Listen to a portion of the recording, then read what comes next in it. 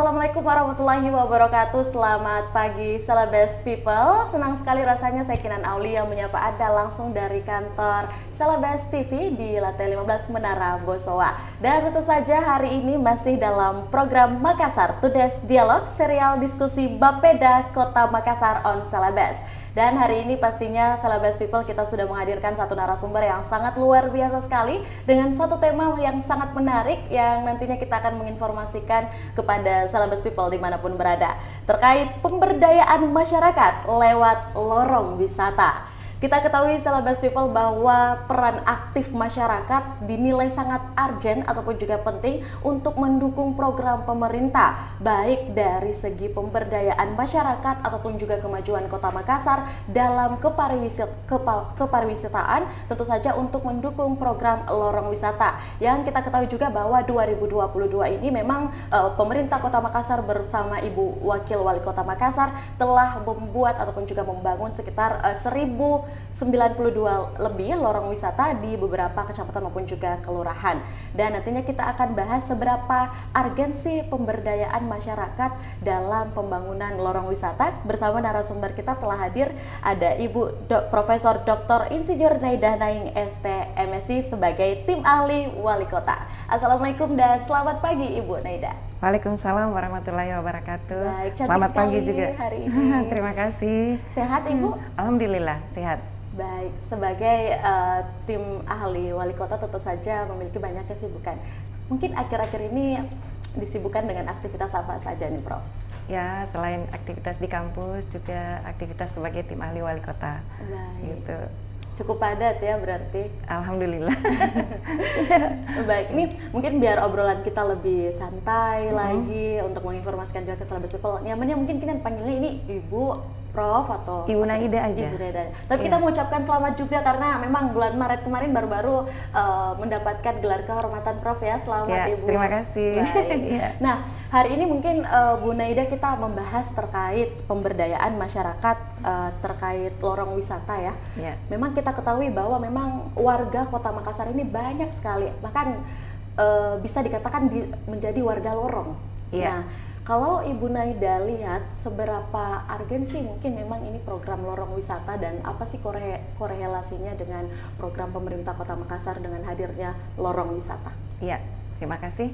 Jadi sebenarnya lorong wisata ini hadir karena merupakan penurunan atau penjabaran dari visi dan misi daripada Wali Kota Makassar, di mana kita ketahui visinya adalah percepatan Makassar menuju kota dunia yang sombere dan smart city. Salah satu misinya itu adalah restorasi tata ruang kota dengan mewujudkan kota nyaman melalui pembentukan 5.000 lorong wisata. Kenapa harus lorong wisata? Karena urgensinya itu lorong itu adalah bagian terkecil daripada sebuah kota. Kalau bagian terkecil dari ruang kota saja itu sudah nyaman, otomatis seluruh kota itu pasti akan nyaman. Yang dikatakan oleh Pak Wali itu bahwa lorong itu adalah sel kota. Jadi tubuh kita itu terdiri atas banyak sel ya. Jadi kalau selnya bagus, pasti kan kualitas hidupnya kita juga bagus. Nah, kalau ruang terkecil daripada kota itu dalam hal ini lorong juga bagus, pasti seluruh daripada kota itu juga akan bagus. Begitu. Berarti ini berangkat dari lorong-lorong, dimulainya dari lorong-lorong sehingga bisa menciptakan kota Makassar yang lebih maju. Iya, seperti itu. Karena milestone daripada Wali Kota Makassar periode pertama itu kan sudah ada pembentukan lorong 7.000 lorong wisata yang lorong garden ya. Jadi tahun 2014 itu adalah pembentukan lorong bersih dulu. Lalu 2015 lorong sehat, 2016 waktu itu adalah lorong inflasi ya, karena waktu itu tingkat pertumbuhan ekonomi kita tinggi, tetapi inflasi juga tinggi. Waktu itu harga-harga cabai sampai 120.000 per kilo. Nah, untuk menekan inflasi itu pemerintah kota dalam hal ini Wali Kota Makassar membuat lorong garden. Ya, lorong garden itu di mana masyarakat diajak menanam cabai, diajak menanam tanaman-tanaman yang dianggap bisa menstabilkan ketahanan pangan kita, terutama untuk lahan-lahan pekarangan dan juga hamparan-hamparan. Oleh karena itu, dengan membuat lorong garden kemarin itu, tingkat inflasi di tingkat sel kota itu jadi menurun. Karena kita nanam cabai sendiri, kemudian kita jual dengan harga mungkin di atas harga pasar, karena warga lorong sendiri yang beli gitu. Saya tidak ada menyelamatkan ekonomi daripada inflasi yang tinggi gitu. Jadi dia waktu itu pengontrol inflasi, lorong itu dianggap pengontrol inflasi. Baik. Seperti itu. Itu untuk pemberdayaan ekonomi juga. Ya, memberdayakan ekonomi masyarakat. Lalu sekarang ini sejak periode kedua Pak Wali Kota dan Ibu Wakil Wali Kota, lorong garden ini ditingkatkan kelasnya menjadi lorong wisata. Oke. Berarti naik kelas nih Bu. Naik kelas. Jadi kita hanya melanjutkan saja yang lalu itu. Adalah lorong sehat, lorong bersih, lorong inflasi, lorong garden. Sekarang lorong garden itu kita tingkatkan kelasnya menjadi lorong wisata. Nah, lorong wisata ini juga kan Bu Naida memang dalam RPJMD Pemkot Makassar, lorong wisata ini menjadi sebuah program pemerintah kota. Apa sih mungkin boleh diceritakan Bu Naida yang melatar belakangi sehingga hadirnya lorong wisata ini? Padahal tadi juga sempat di-mention nih, kalau sebelumnya sudah banyak lorong-lorong yang lain.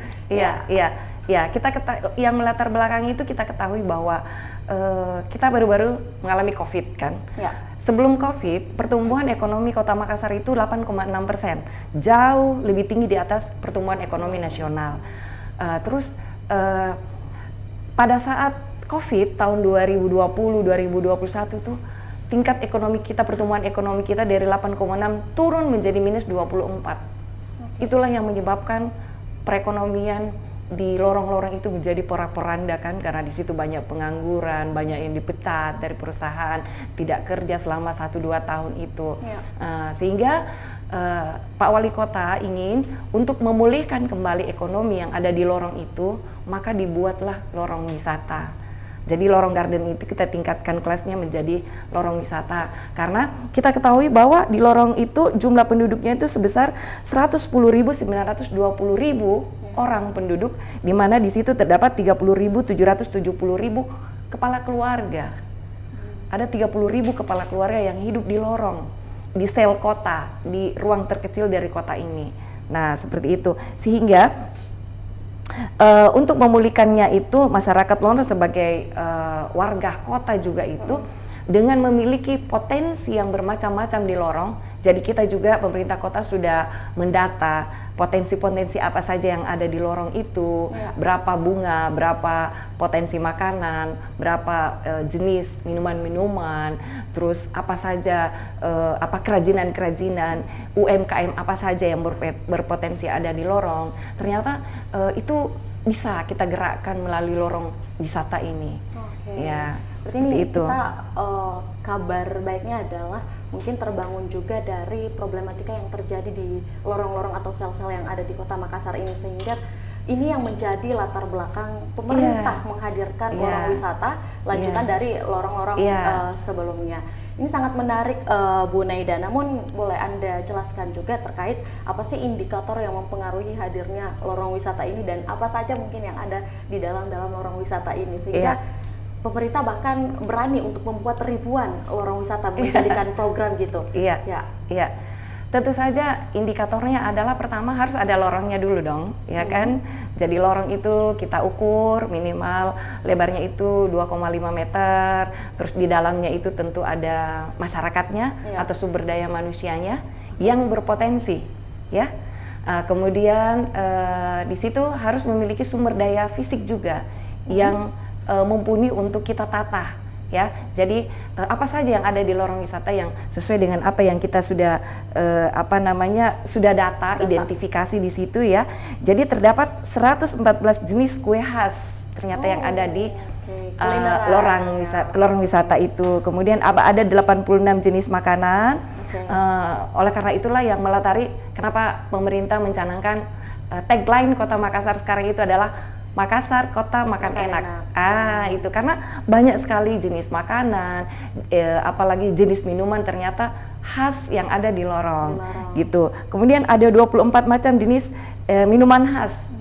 Kemudian 102 jenis bunga dan terdapat 25.799 rumah yang berada di lorong wisata ini. Ya, jadi itu saya kira potensinya. Jadi yang tadi itu pertanyaannya adalah apa sih apa?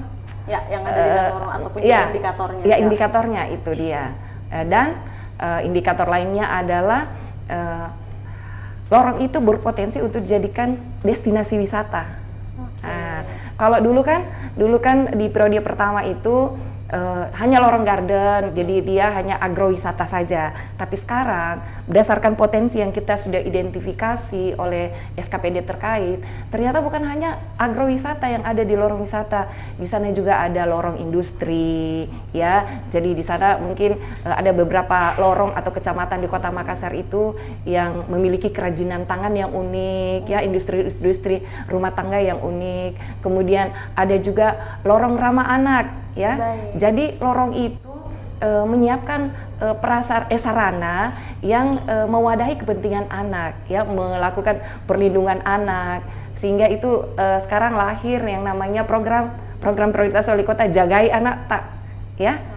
Itu semua terkait dengan bagaimana kita memberikan hak-hak kepada anak, pemberdayaan perempuan, ya.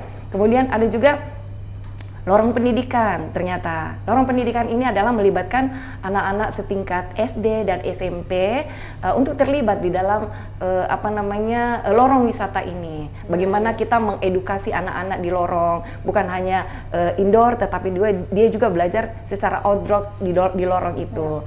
Kemudian ada juga lorong budaya. Ternyata di Makassar ini banyak sekali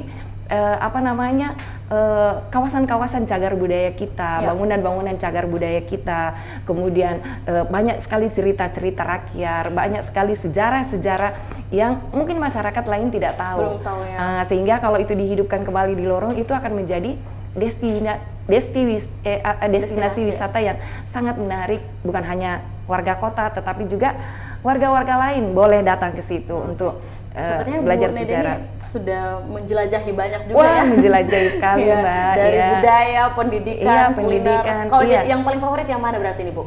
Kalau saya sukanya itu ya menjelajahi kuliner dan budaya. Iya. Berarti makanya jadi kota makan enak. Kota makan enak. Ya. Karena kenapa dikatakan kota makan enak? Pak Wali Kota mengatakan bahwa di Makassar ini 24 jam itu ada makanan tersedia. Kalau di kota-kota lain itu kan biasanya jam 10 tutup, ada jam istirahatnya. Kalau kita dari pagi ada coto, siangnya lagi ada nasi campur yang enak, ada es pisang hijau, sore-sore kita bisa makan pisang epe, malam-malam kita makan songkolok bagadang sampai pagi, kan nasi kuning bagadang juga ada, coto bagadang juga ada. Makanya kita nggak kesulitan makanan kalau di Makassar. Yang penting sisa uangnya disiapin ya, Bu. Iya. Baik. Nah, selanjutnya ini sangat menarik memang untuk pengembangan program pemerintah kota terkait longwis atau lorong wisata, Bu Neida, ya. Namun ada pertanyaan yang sangat menarik juga terkait sebelumnya memang sudah ada nih program penataan lorong. Nah, namun apa yang membuat mungkin pemerintah kota dalam hal ini akhirnya membuat lagi nih pengembangan lorong wisata, dan dari nama penataan lorong itu seperti apa mungkin perjalanannya? Iya. Jadi kan seperti saya ceritakan tadi, bahwa kenapa ada lagi lorong wisata, kemarin kan ada lorong garden, yaitu milestone daripada periode pertama itu lorong garden. Sekarang kita tingkatkan kelasnya menjadi lorong wisata. Jadi kita berharap bahwa 5.000 lorong yang ada di Makassar itu dapat menjadi destinasi wisata. Dalam hal ini terkait dengan bagaimana kita memberdayakan masyarakat yang ada di lorong itu sehingga lorongnya itu bisa menjadi lorong wisata. Jadi lorong wisata ini bukan hanya orang datang selfie karena catnya bagus, bukan itu. Salah satu indikator daripada lorong wisata itu jika wisatawan datang dan membelanjakan uangnya. Apa yang dia belanjakan? Apa yang dia belanjakan? Tentu saja potensi daripada lorong tersebut. Kalau misalnya di situ ada wisata kulinernya, misalnya dalam satu lorong, di situ terdapat kue khas, misalnya taripang yang enak. Itu yang menjadi satu aja di dalam sel itu, dalam lorong itu menjual taripang enak, nanti pastikan akan viral, orang-orang akan datang ke situ belanja, dan itu dapat membuat bangkitan ekonomi bagi masyarakat atau rumah-rumah yang ada di sekitar daripada yang menjual taripang itu. Misalnya di sini jual taripang. Tentu saja setelah kita jual makan taripang kan butuh minum. Nah, itu bisa membuat bangkitan untuk ekonomi masyarakat hadir yang lain. Lagi pasti hadir lagi yang lain. lain. Ya. Baik, tapi kalau Bu Neda lihat juga sejauh mana sih mungkin masyarakat memahami terkait program pemerintah ini atau respon masyarakat terkait lorong-lorong wisata yang mungkin saat ini sudah hadir atau sudah terjadi di dalamnya nih proses jual beli atau sudah berjalan, itu seperti apa, sejauh mana presentasinya? Iya, alhamdulillah selama ini ada kerjasama multi stakeholders ya. Jadi selain daripada pemerintah sendiri, di dalam lorong wisata itu juga hadir beberapa CSR ya, hadir juga perguruan tinggi. Perguruan tinggi itu kan ada lembaga penelitiannya, ada lembaga pengabdian kepada masyarakatnya. Mereka inilah multi stakeholder inilah yang bekerja sama memberikan semacam penyuluhan, memberikan pelatihan kepada masyarakat. Apalagi dalam rangka untuk sustainable-nya lorong wisata ini, pemerintah Kota Makassar sudah membentuk Dewan Lorong. Namanya Delor ya. Ada dewan juga Bu ada. Jadi Dewan Lorong itu terdiri di atas 3 orang. Setiap lorong 3 orang ya. Jadi Delor ini terdiri atas orang yang dianggap dituakan di lorong itu, menguasai lorong itu. Kemudian yang kedua ada milenialnya 1 orang. Kemudian ada juga perempuannya. Inilah yang menjadi penghubung antara pemerintah dengan masyarakat yang ada. Jadi Dewan Lorong ini bertugas untuk memberikan penyuluhan, memberikan informasi kepada masyarakat terhadap program-program pemerintah kota yang mungkin masyarakat belum tahu gitu. Jadi melalui dinas terkait, Delor ini sering diberikan pelatihan, dibuatkan penyuluhan apa sih tupoksi daripada Dewan Lorong ini. Jadi kenapa harus ada milenial? Di lorong itu kan banyak potensi ekonominya. Nah biasanya misalnya yang membuat kue itu kan ibu-ibu, orang tua yang gaptek gitu ya, nggak tahu memasarkannya secara online. Nah milenial inilah yang membantu proses untuk pemasaran digital, untuk menjualkan produk-produk yang ada di lorong. Kenapa perempuan? Karena perempuan itu misalnya bisa berkomunikasi yang baik, mungkin bisa dibanding bapak, dibanding bapak-bapak mungkin yang kerjanya di luar rumah di luar rumah ngantor apa semua. Ibu-ibu lebih banyak waktu untuk bersosialisasi dengan masyarakat yang ada di lorong. Sehingga 3 unsur ini ada di Dewan Lorong. Jadi coba bayangkan kalau misalnya kita punya tahun lalu itu kan sudah menyelesaikan 1095 lorong dikali 3. Nah itu kan sekarang ini di tahun 2023 ini kita akan mengerjakan lagi, memperbaiki lagi menjadi lorong wisata itu sebanyak 982 lorong lagi, 982 atau 987 kira-kira lorong wisata yang akan kita insya Allah kita selesaikan tahun 2023 ini. Iya. Baik, ini memang produktivitas masyarakat di lorong ini berjalan secara maksimal artinya Bu ya, dengan adanya Dewan Lorong tersebut. Iya, selain Dewan Lorong ya, di lorong itu juga sudah terbentuk kelompok wanita tani. Jadi kelompok wanita tani itu adalah sebenarnya turunan atau binaan daripada Dinas Ketahanan Pangan, di mana setiap lorong yang memiliki lorong agrowisata dapat membentuk KWT, kelompok wanita tani, di mana minimal anggotanya itu 20 orang. Ya, 20 orang membentuk suatu kelompok wanita tani. Dengan adanya kelompok ini, kita dapat memberikan bantuan kepada kelompok tersebut.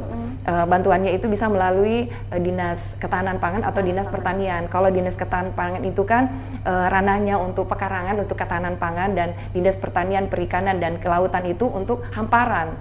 Jadi mereka membantu memberikan bibit, membantu memberikan peralatan, membantu memberi media, ya, membantu pupuk, semuanya akan diberi. Yang penting lorong agrowisata itu memiliki kelompok wanita tani. Kemudian yang kedua, untuk kelompok lorong industri atau lorong UMKM itu juga sudah terbentuk kelompok wirausaha bersama. Jadi misalnya dalam satu lorong itu ada penjual pisang goreng ada 5. Mereka bisa membuat kelompok wirausaha bersama, dan itu bisa mendapatkan bantuan juga melalui APBN atau mungkin APBD atau mungkin dana dari pusat. Yang penting punya kelompok itu ya. Kemudian lorong-lorong yang berbasis wisata, misalnya wisata pantai, wisata sungai, itu juga sudah terbentuk kelompok sadar wisata (KSW). Kelompok sadar wisata. Saya pernah bertemu dengan beberapa kelompok sadar wisata yang ada di Pulau Lai-Lai dan pulau-pulau lain yang ada di Kecamatan Sangkarang ya. Dan itu bagus sekali. Tugas mereka itu melayani, mengedukasi masyarakat bagaimana sih lorongnya mereka itu bisa dalam tanda petik terjual bagi pengunjung yang ada ya. Jadi dia melayani, memberikan penjelasan-penjelasan kepada wisatawan apa sih potensi-potensinya. Misalnya kalau di Lelai itu ada apa sih di Lelai selain kita bisa melihat sunset yang cantik. Kelompok sadar wisata ini yang menjelaskan. Jadi memang peran aktif dan kolaborasi itu. Jadi sudah ada Delor, ada kelompok wirausaha bersama, ada kelompok sadar wisata, dan ada juga kelompok wanita tani. Gitu.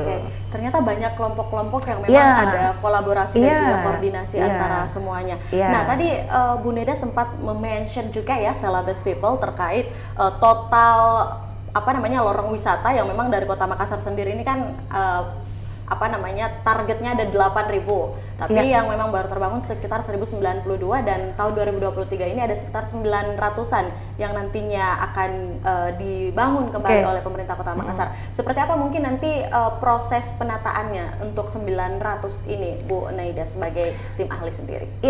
Jadi sama dengan tahun lalu ya, sebenarnya bukan 8.000, ada 5.000 lorong wisata. Kenapa harus 5.000? Karena kita ketahui bahwa dari 15 kecamatan itu terdapat kurang lebih hampir 5.000, 4.900 sekian RT RW yang ada di Kota Makassar. Dan RT RW ini tentu saja punya lorong dong ya.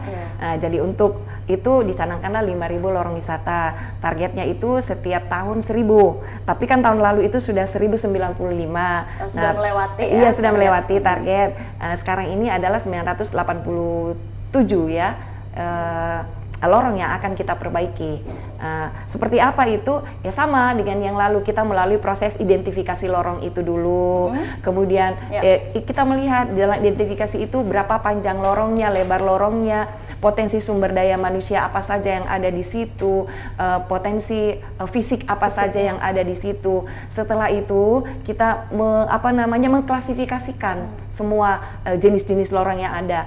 Dan setelah itu SKPD tugasnya adalah mengkurasi lorong tersebut dari data-data yang sudah diterima, karena kan yang mendaftarkan lorongnya melalui aplikasi itu adalah lurah sendiri lurah sendiri. Nah, setelah itu data-data yang diterima oleh SKPD terkait sesuai dengan potensi yang ada, misalnya untuk lorong agrowisata tentu saja Dinas Ketahanan Pangan, Dinas Perikanan dan sebagainya mengkurasi lorong tersebut. Oh ya benar, ini ada potensi sebegini, dan itu dimasukkan dalam anggarannya mereka untuk nanti dikembalikan bantuannya kepada lorong tersebut. Misalnya juga untuk infrastruktur, misalnya jalan.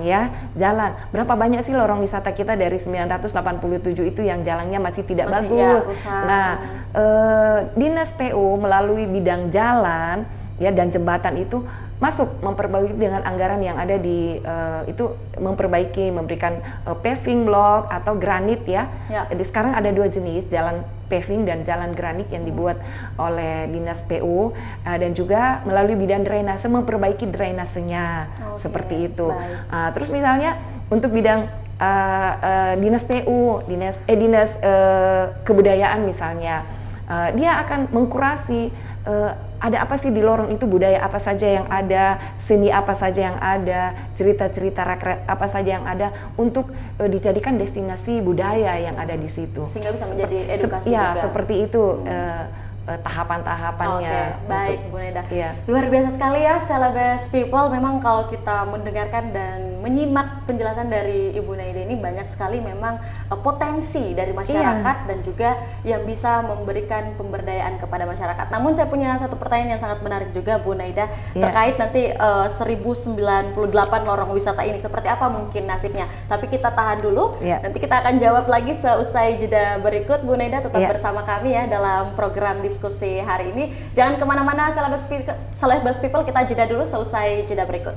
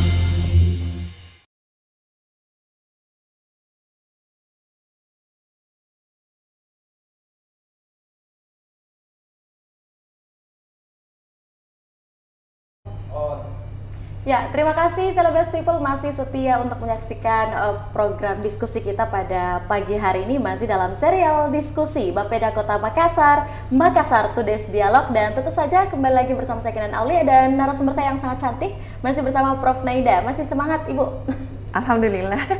Kayaknya kalau kita ngomongin lorong wisata harus selalu semangat ya, karena kayaknya ini di kepala saya kalau bukan kuliner, wisata, banyak sekali.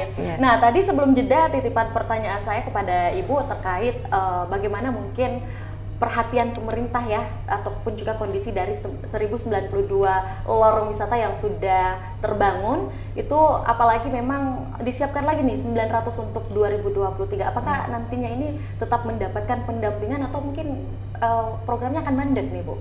Ya. Ya, baik. Terima kasih. Ya, memang 1095 ini alhamdulillah sampai sekarang masih tetap mendapatkan pendampingan. Ini dibuktikan dengan semua SKPD masih menganggarkan, apalagi pemerintah Kota Makassar itu terutama telah membuat program strategi, salah satunya adalah membuat 10.000 pelatihan gratis ya oleh masyarakat Lorong dan 100.000 peluang usaha baru. Nah, jadi memang pemerintah kota ini benar-benar tidak melepaskan atau mendampingi terus-menerus. Hal ini dibuktikan dengan adanya kemudahan atau bantuan-bantuan bagaimana sih masyarakat Lorong itu untuk mendapatkan penguatan kelembagaan, penguatan kelembagaan dengan mempermudah pengurusan PIRT, nomor induk berusaha, NIB, semua itu dibantu oleh pemerintah Kota Makassar. Jadi ini salah satunya melalui Dinas Koperasi ya, setahu saya bahwa setiap lorong wisata itu ada perwakilan daripada Dinas Koperasi dan UMKM ini untuk membantu masyarakat yang memulai usahanya yang ada di lorong untuk bagaimana sih masuk ke toko-toko modern. Karena kalau masuk di toko-toko modern untuk menjual produk itu kan tidak bisa kalau tidak ada PIRT-nya, tidak bisa kalau tidak ada nomor induk berusahanya, atau mungkin ada sertifikat halalnya. Semua itu dibantu, dimudahkan oleh pemerintah melalui penganggaran di SKPD sampai sekarang ya. Jadi tidak ada penganaktirian bahwa sekarang ini kita sudah mulai 987 lorong baru, sementara lorong yang 1095 kemarin tidak, dan itu tidak mendapatkan perhatian. Dan itu dibuktikan bahwa kita beberapa tahun ini mengadakan lomba lorong ya, lomba lorong, di mana lomba lorong itu bukan hanya kebersihannya, kesehatannya, lorong gardennya, tetapi juga usaha-usaha dan berapa banyak uang yang beredar di lorong itu per tahun. Bahkan kami mendapatkan ya bahwa di Kecamatan Biringkanaya itu bahkan sampai dana bergulir di situ sampai ratusan juta dari lorong. Jadi ada dari UMKM itu misalnya dia membuat kafe-kafe kecil dengan minuman khas dari kopi yang tidak dimiliki di lorong-lorong lain. Itu luar biasa, sudah go public ya. Omsetnya itu sudah sampai ratusan juta. Ini di lorong loh. Ada juga dari UMKM ya, yang tadi usahanya dengan modal 1,5 juta, sekarang omsetnya sudah puluhan juta gitu. Jadi misalnya ada usaha-usaha jilbab juga di lorong yang sekarang sudah masuk ke toko-toko modern itu ya, dijual di online dengan omset sudah puluhan juta. Itu juga berasal dari lorong. Itu tidak lepas daripada pembinaan pemerintah dan multi stakeholders yang ada di Kota Makassar ini dalam rangka pemberdayaan masyarakat lorong.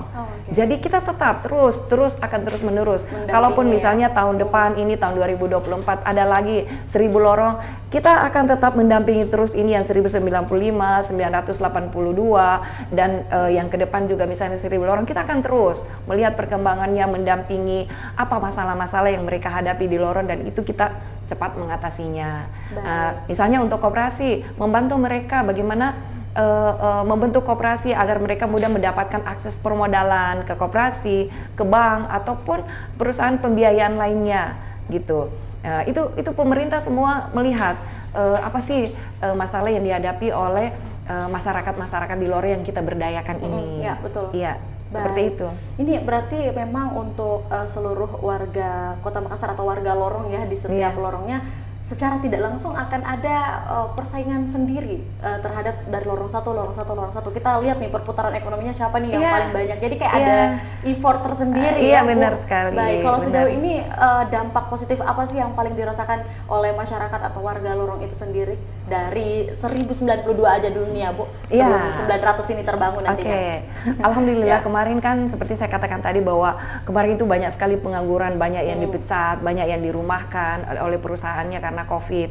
Nah sekarang dengan adanya program lorong wisata ini, mereka ini sudah mulai bangkit. Artinya bahwa adanya bangkit membuat usaha sendiri. Kalau membuat usaha sendiri berarti akan menciptakan lapangan kerja, mengurangi pengangguran. Jadi lorongnya itu jadi bersih, sehat, dan menjadi destinasi wisata. Nah kalau sudah jadi destinasi wisata berarti kan orang datang di situ dan mengeluarkan duit. Kalau mengeluarkan duit berarti kan meningkatkan pendapatan masyarakat. Kalau tingkat pendapatan sudah tinggi, berarti itu akan meningkatkan kesejahteraan masyarakat sendiri. Saya kira begitu. Saya kira banyak sekali dampak positif. Jadi perlu juga kita pahami bahwa mungkin banyak masyarakat belum tahu bahwa lorong wisata itu bukan hanya lorong yang hanya kita cat warna-warni, it's okay itu diperbaiki dan it's okay, itu juga salah satu indikator daripada lorong wisata. Tetapi yang terpenting adalah yang dimaksud dengan lorong wisata itu lorong yang bisa membangkitkan ekonomi masyarakat. Jadi lorong wisata itu siapapun datang ke situ bisa belanja. Belanja ya.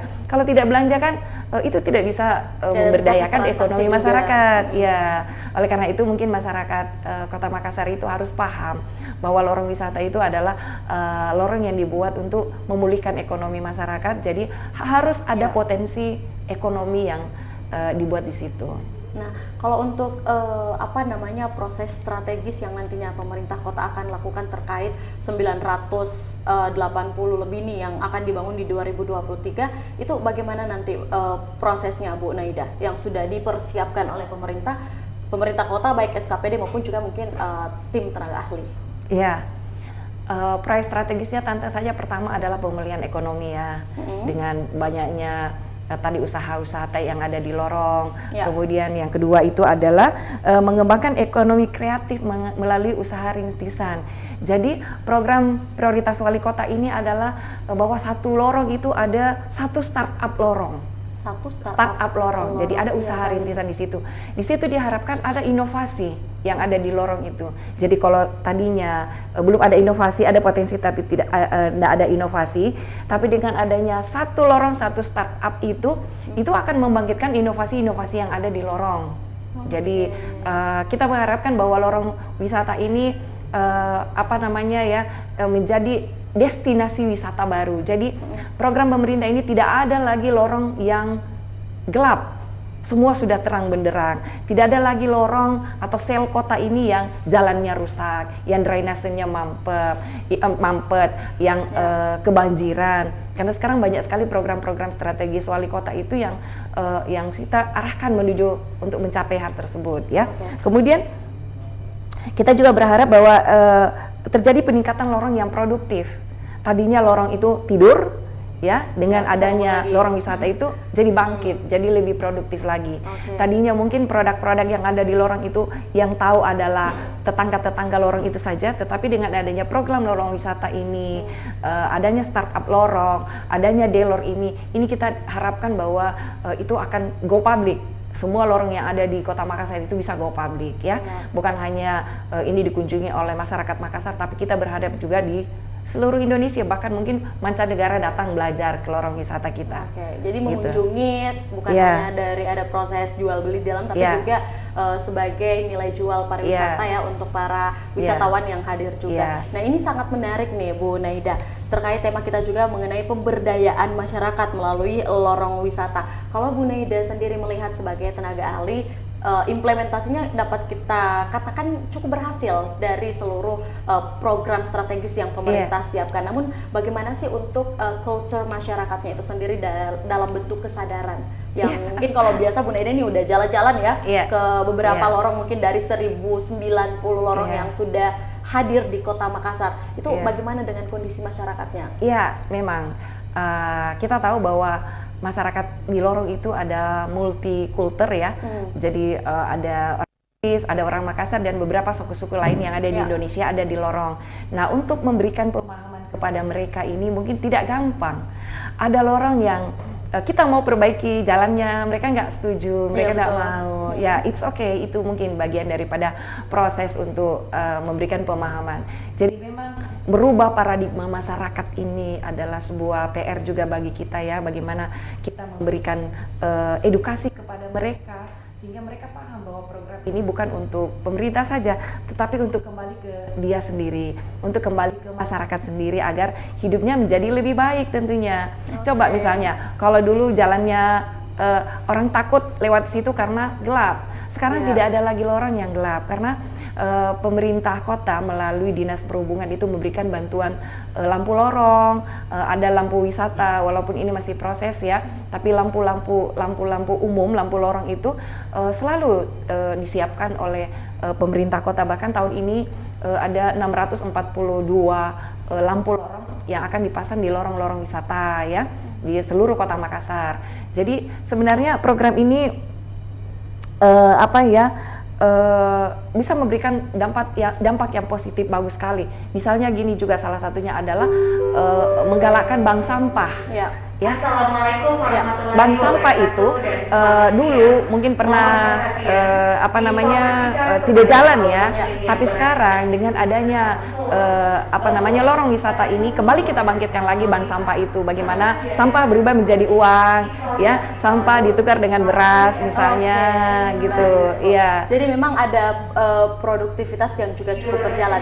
Namun yang paling menarik yang mungkin jadi catatan keyakinan di sini yang tadi Bu Naida sempat ceritakan bahwa memberikan edukasi kepada masyarakat, tidak semua juga nih masyarakat warga lorong yang mau menerima program pemerintah. Iya, itu biasalah. Nah, ini jadi PR juga ya bagi tim ahli, bahkan juga mungkin wali kota Makassar untuk memberikan pendekatan kepada warganya sendiri. Nah, tapi boleh cerita sedikit mungkin Bu Naida, ada nggak sih mungkin pengalaman ketika pernah tidak diterima gitu oleh warga lorong ketika memberikan sosialisasi atau edukasi? Itu seperti apa tuh akhirnya pendekatan yang dilakukan? Iya, jadi memang di beberapa kesempatan saya sering masuk ke lorong-lorong ya, terutama misalnya untuk lorong UMKM, lorong industri, lorong budaya. Kita pernah mengunjungi semua kecamatan untuk memberikan penyuluhan, mengedukasi masyarakat seperti itu.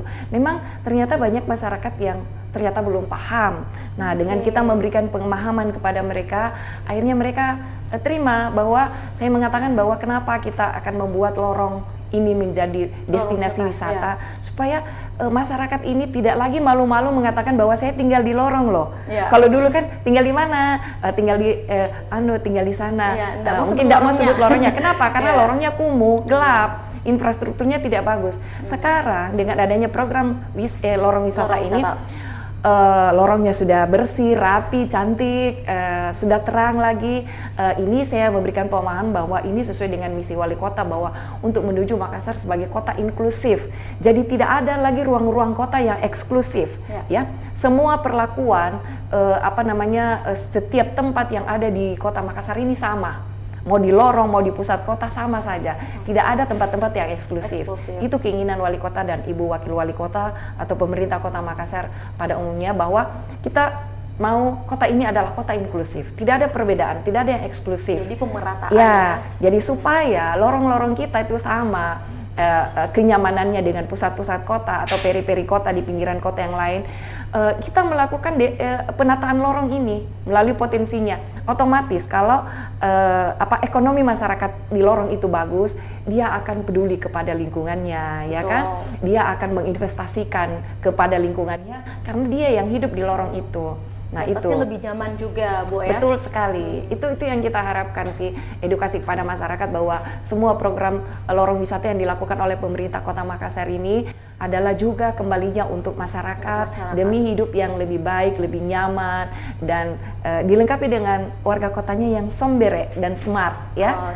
Sombere dan smart, namun masih banyak juga pastinya PR ya buat pemerintah, bahkan mungkin dalam hal ini Bu Naida untuk terus memberikan pendekatan dan juga edukasi terkhusus pembangunan lorong wisata, apalagi ada target 900 nih di 2023. Artinya ada 900 lorong yang akan dibangun, ada ada banyak kepala keluarga yang harus juga diberikan pemahaman, edukasi dan juga pemberdayaan.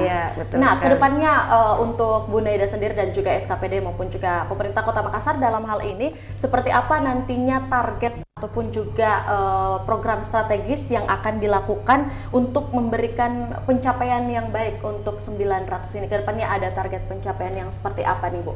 Ya. Jadi target kedepannya itu tentu saja lebih melanjutkan lagi ini lorong-lorong yang belum tertata ya. Jadi kita targetnya itu satu kelurahan itu 7 lorong. Satu kelurahan 7 lorong per tahun, sehingga itu dengan 15 kecamatan, 153 kelurahan itu kita akan membuat 5.000 lorong. Itu akan tetap kita lanjutkan ke depannya.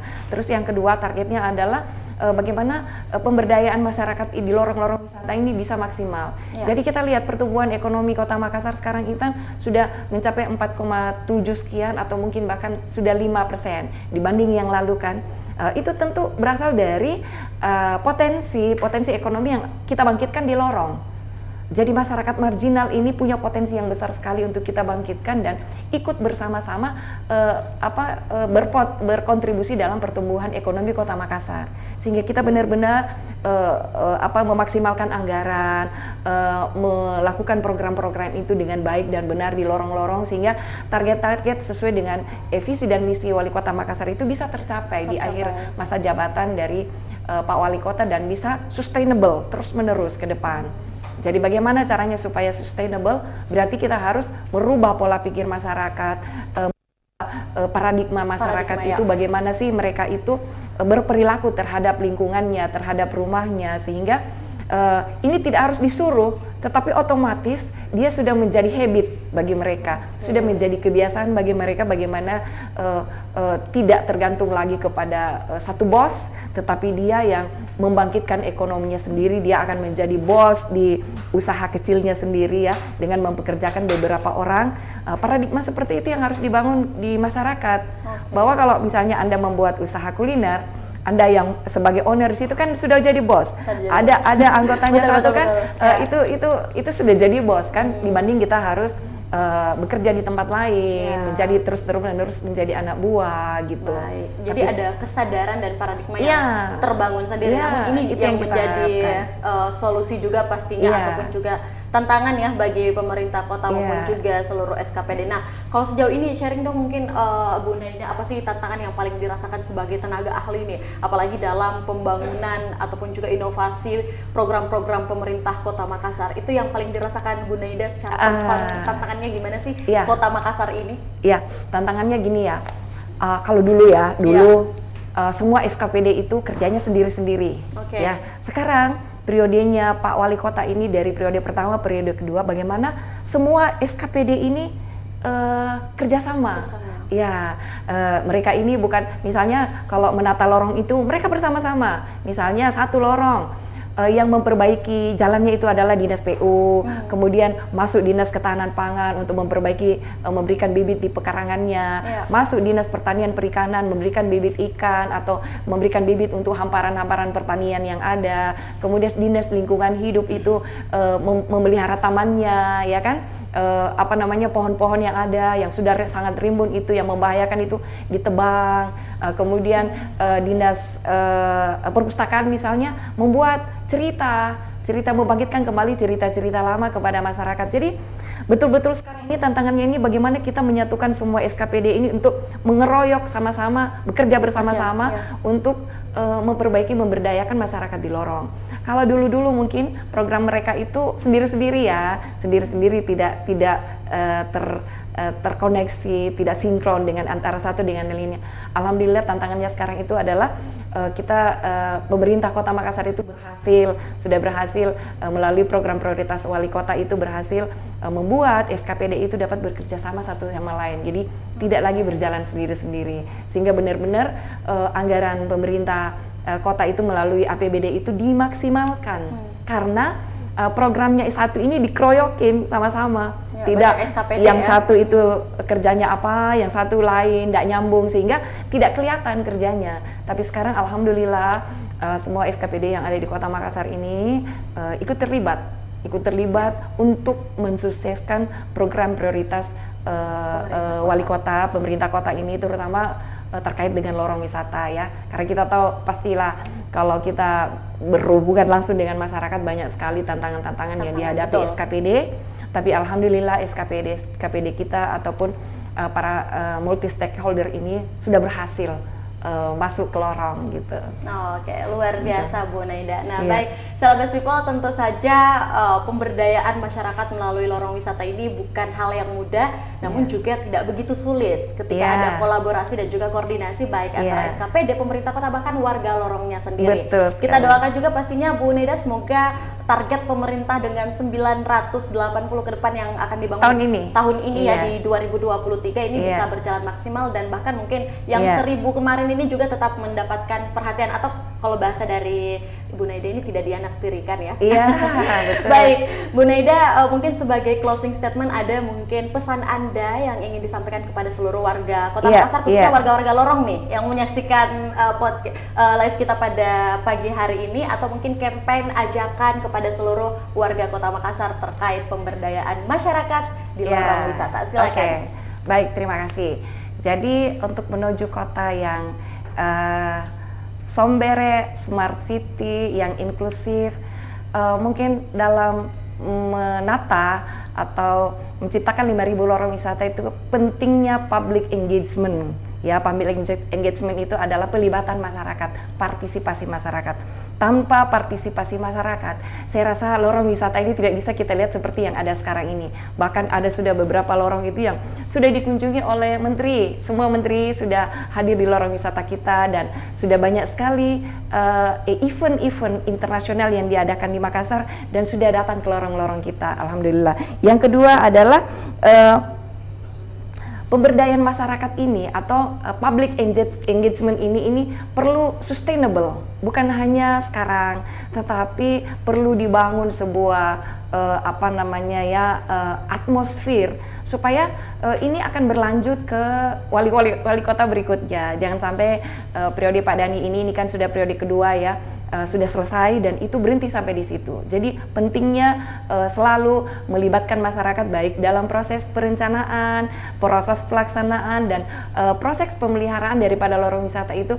Pentingnya public engagement. Saya kira begitu.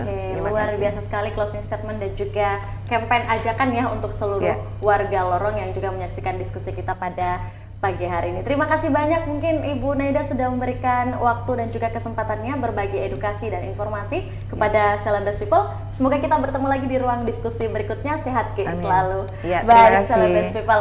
Itulah tadi obrolan kita seputar pemberdayaan masyarakat lewat lorong wisata bersama Ibu Prof. Dr. Insinyur Naida Nain ST.MSc yang juga telah memberikan kita banyak sekali edukasi pada hari ini. Sampai bertemu lagi di serial diskusi Bapeda Kota Makassar dalam Makassar Dialog Today di episode berikutnya bersama saya Kinan Aulia. Pamit undur diri dan wassalamualaikum warahmatullahi wabarakatuh dan sampai jumpa.